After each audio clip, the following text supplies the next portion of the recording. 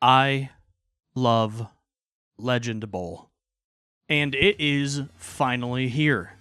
Well, I mean, it's been here for a while on PC, but it is finally here on consoles. Today, Legend Bowl is available on Xbox Series X and S, Xbox One, PS5, PS4, and also the Nintendo Switch.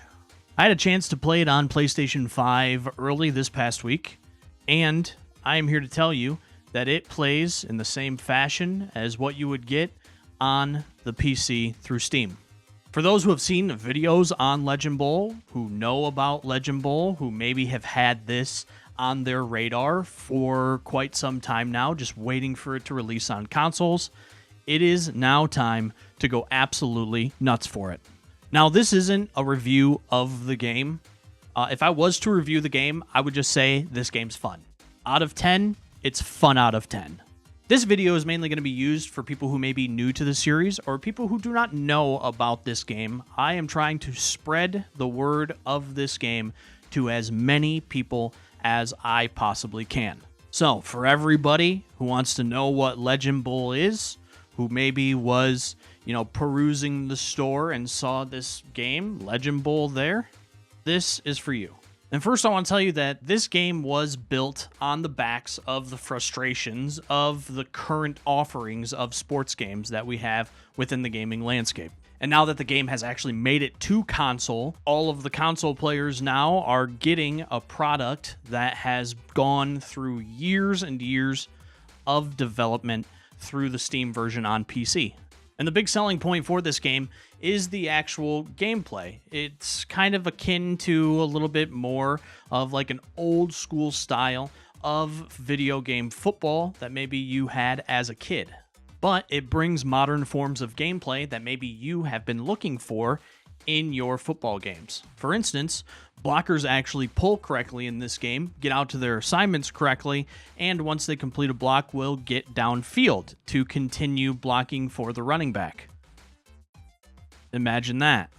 You're also able to run in between tackles. There's no suck to animations of any sort. You can run in between the tackles and actually break off some pretty good gains inside the numbers. Throwing on the run for most quarterbacks lead to a lot of errant passes, as this game is more built upon knowing route concepts and actually studying the defense and completing the play that you have called at the line of scrimmage. So instead of seeing the defense and then finding ways to glitch out the defense so that you can then complete passes for yardage, now it's a little bit more skill-based. Defense comes down to patience and not overreacting to what is happening on the field of play. If you're used to something like Madden, where once you get around the ball carrier, the game kind of takes it over for you on what the outcome of that interaction is, in this game, you actually have to pull a trigger in order to make a tackle on the ball carrier. Or you can dive at them too, but I do not suggest you do that unless you're running somebody down. But over pursuing in this game can lead to some big gains against your defense. You need to be extremely patient to see what is occurring on the field before you attack it. Now, when it comes down to gameplay, there is one thing that I did want to just mention is I had to actually turn this game to performance in the graphical settings because I did run into a little bit of lag within it. So I would highly suggest that you turn it to performance before playing, or just find a little sweet spot for things that are occurring on the field and your frames for this game. For Legend Bowl, though, the big thing is just patience with the difficulty level. If you're coming from something like Madden, you may think I understand football games, right? I can just go out there and dumpster the computer. This game is extremely tough.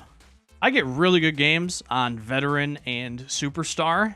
There is a legend difficulty, and I'm convinced that people who play on that difficulty are just psychopaths. But Veteran and Superstar gives a very, very good game of football. And I highly suggest you don't start there. Start lower, get used to the game before you actually dive into the difficulty options that Legend Bowl has.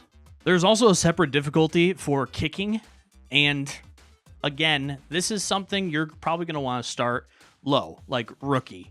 But you're going to want to start extremely low because it does take a little bit of time to get accustomed to the kicking and how the kicking works. And if you start at a higher level or something that's maybe even with the level that you're playing at, if you're playing at a higher difficulty, it can become extremely frustrating if you do not understand it. So I suggest start at a low difficulty, get used to the kicking as well. But they're separate, so you can do a high CPU skill and a low kicking skill. Whatever you would like to do, you have the ability to change that within Legend Bowl. And with overall the gameplay just being fun, it's time to touch on a big piece of this game that you can partake in, and that is the franchise mode. You first start by creating a coach and selecting your team. The teams are just your generic created teams. It is not NFL teams because it doesn't have the NFL license. Thank you, EA. But the teams are created and curated to bring the most balanced gameplay that you can get out on the field. And the game and the CPU teams will always be building around that balance. Because at the end of the day, this game has one thing that it wants to do, and that is to make the product on the field, the gameplay, actually fun to play. When looking at building out your team, though, the first thing that you're going to want to look at is your overall chemistry of your team. The better the team does, the better the player does, and the better the chemistry is for that player, essentially their morale. High morale makes players play to their skill level, but if they're angry or, sad or like a little frowny face or just pissed off, they will play below their skill level. So sometimes there is a balance. Sometimes you want to get maybe a start for one of the second string running backs or the third string wide receivers to kind of boost their chemistry, boost their morale a little bit so they actually play up to their potential that they have in skill level. And something that works its way in to that chemistry, to the morale of the player, is the player wire. Throughout the season, there will be weekly wrap-ups. This is one of the ways that the game keeps teams balanced. Throughout the season, you will get these weekly wrap-ups, which have choices that you need to make. Well, sometimes. You don't always get one of these choices every weekly wrap-up, but if they pop up, you have a choice to make. Let's say you have, a left tackle who's 38 years old, and he wants to sign an extension for 2 years.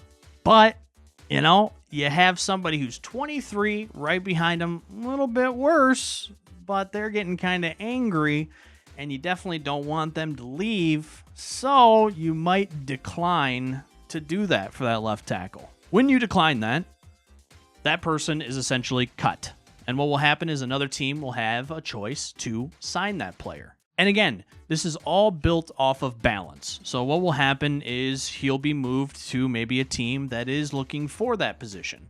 And in its place, you will get one of their players in return. On the flip side, you may have somebody who is looking for more money. They may be a young star that you're wanting to keep as happy as possible. And for that, you're going to accept that. Be like, yeah, I'll give you more money. You want more money? Here's more money. The kicker to this system, though, is you only have a set amount of times that you can do this. 3. So you have 3 times that you can accept. 3 times that you can say, yes, I want to pay you more money. I want to give you that contract extension. So you have to pick these very wisely. So if you use them all right at the beginning, who knows? Maybe in the last week of the weekly wrap-up, you might have like your starting wide receiver who wants more money, or you're going to cut him. And past the roster, there are other things that you're going to have to do throughout the season to build up your team, to build up the franchise. And that's through facilities. There are 3 facilities that you can build into, and each one of these facilities serve a different purpose for your franchise. Stadium facilities essentially let you make more money. So the more you build into it, the more money you will make each week. There's also some that give you like morale, but mainly this is going to be used as a way for you to get more money that you can then spend on said facilities. Training facilities lets you increase a specific attribute for all of your players. So do you want to build up speed? You can build something for that. Do you want to build up strength? You can build something for that. Build up stamina? You got that as well. Whatever you're looking for with your team and the attributes that you're looking to boost, you can build within this facility to boost those. The rehabilitation facility is exactly what you think it will be, to reduce injuries. Back to the facilities, though. Each of these facilities can only hold so much. They have so much space that you can allot. So you have to pick wisely on what you're wanting to boost within each facility. I mean, you can sell all of these at any time and build whatever you would like in its place, but you still have to choose wisely. And really, I mean, from there, in franchise, it just comes down to go out, play the game, and attempt to build a team to take you to the playoffs throughout the season. But this game also has an off-season. It's a full franchise. And in the off-season, like a lot of sports games that you see, there are stages that you go through. The first stage is retirement. And here you'll actually have a chance to talk some of the people who are retiring on your team. You can talk them out of it. It's not a guarantee, but you have a chance to talk them out of retirement, to have them come back. Maybe you need them. Maybe they're really good and you're gearing up to make a run for something and you couldn't replace them. You can try to talk them out of retirement to come back. The next stage is free agency, where the game will go through players that are leaving teams, and sometimes you have a chance to grab one of the players and send one of your players to the other team. Sometimes this happens for you as well. You'll lose somebody and you will get another player in return through free agency. And this is all done by choice. You'll have a screen that says, hey, these players are going to leave. Which ones do you want to keep? And whatever ones you choose to keep will stay. The one that you don't keep will get sent to another team, and you will get another player in return. Again, the game is built purely on the balance. They try to balance the teams to the best of the ability so that you have the best gameplay experience out on the field. The next stage is player progression, and it is exactly what you think it is. Players progress or regress depending on how young they are, how old they are, and how good they did throughout the season. And finally, there is the draft. Now, when you draft somebody, you then have to replace one of the players on your team. So you draft a position that you need or a player that you want, and you then tell your worst player or another player that maybe is not happy, maybe bringing the chemistry down a little bit. You tell them to pack their bags, and you kick them out of the building.